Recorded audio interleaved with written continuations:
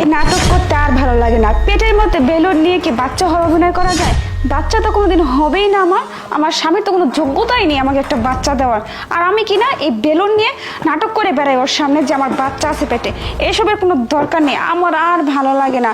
এই ফ্যামিলির চাপ, আমার স্বামীর কথা অসহ্য লাগতেছে আমার। উফ, খুবই বিরক্তিকর একটা ব্যাপার। এইসব বেলুন টেলুন নেওয়ার দরকার নেই, থাক, এটাই ভাবেই থাক।